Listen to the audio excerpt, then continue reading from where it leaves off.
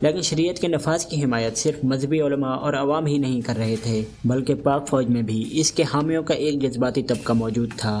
ایک serving major general بھی اسی سوچ کا اظہار کر رہے تھے۔ وہ میجر جنرل ظہیر الاسلام عباسی تھے۔ ستمبر 1995 کا زمانہ تھا جب بریگیڈیئر مستنصر باللہ قبائلی علاقوں کے دورے سے واپس اپنی گاڑی میں راولپنڈی جا رہے تھے۔ انہیں ایک پولیس چیک پوسٹ پر روکا گیا اور تلاشی لی گئی۔ بریگیڈیئر باللہ نے پولیس والوں سے سختی سے بات کی اور اپنے عہدے کا استعمال کرتے ہوئے تلاشی سے بچنے کی کوشش کی۔ انہوں نے رعایت حاصل کرنے کے لیے GHQ سے رابطہ بھی کیا، لیکن ان کا GHQ سے رابطہ نہیں ہوا۔ ان کی گاڑی کی تلاشی لی گئی اور کلاشنکوفز اور راکٹ لانچر سمیت ایک بڑی مقدار میں ہتھیار برآمد ہوئے۔ یہ ہتھیار راولپنڈی کسی فوجی مشن کے لیے نہیں بلکہ ایک خونی انقلاب کے لیے جا رہے تھے۔ بریگیڈیئر باللہ اس مشن میں اکیلے نہیں تھے، بلکہ یہ سب director general infantry major general Zaheer ul Islam Abbasi کی نگرانی میں ہو رہا تھا۔ 2 کرنل اور 38 فوجیوں کے ساتھ تحریک جہاد اسلامی بھی اس آپریشن میں ان کے ساتھ شامل تھی۔ اس مشن کو آپریشن خلافت کے نام سے یاد کیا جاتا ہے، جس کے ذریعے منصوبہ تھا 30 ستمبر 1995 کو جب کور کمانڈر اور مشترکہ سربراہان افواج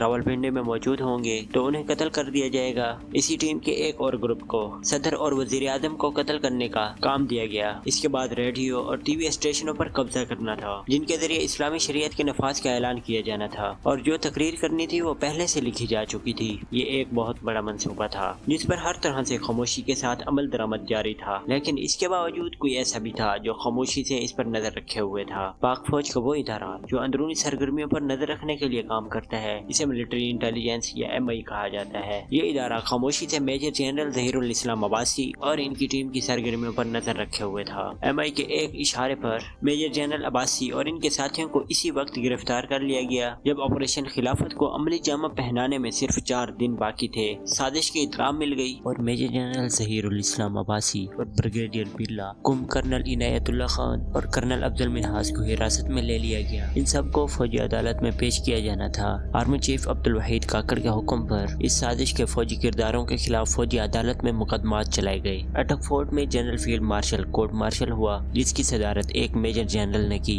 میجر جنرل ظہیر الاسلام عباسی کو 7 سال، بریگیڈیئر مستنصر باللہ کو 14 سال، کرنل منہاس کو 2 سال اور کرنل عنایت اللہ خان کو 4 سال کی سخت قید کی سزا سنائی گئی۔ ان تمام افسران کو نوکری سے بھی فارغ کر دیا گیا اور ان کی پینشن اور دیگر مراحت ضبط کر لی گئی۔ لیکن جب جنرل پرویز مشرف مجبوراً سول حکومت کی طرف گئے تو اپنے پہلے مہینے میں ہی انہوں نے میجر جنرل ظہیر الاسلام عباسی کو رہا کروایا۔ رہائی کے بعد ظہیر الاسلام نے عظمت اسلام نامی پارٹی بنائی۔ اس پارٹی کا مقصد سیاسی ذرائع سے پاکستان میں شریعت نافذ کرنا تھا، لیکن ظہیر الاسلام 2009 میں انتقال کر گئے۔ ڈاکٹر عبدالقدیر خان اور عمران خان اس وقت سب کے ہیرو تھے۔ وہ ایسے دن بھی تھے جب افغانستان میں آخانہ جنگی جاری تھی۔ گلبدین حکمت یار، دوستم ربانی اور شاہ مسعود کے درمیان کئی دھڑوں میں تخت کے باہمی کھیل میں الجھے ہوئے تھے۔ اس صورتحال میں ترکمانستان سے 30 ٹرکوں کا ایک قافلہ نکلا اور افغانستان کے راستے محفوظ طریقے سے پاکستان پہنچ گیا۔ اس طویل و عریض قافلے کو نہ تو افغانستان میں جنگجوؤں نے لوٹا اور نہ ہی اسمگلروں نے۔ ٹرکوں کے اس سفر نے ایک ایسی جنگ کا آغاز کیا جو 9/11 تک لے گئی۔ یہ ٹرک کس کے تھے،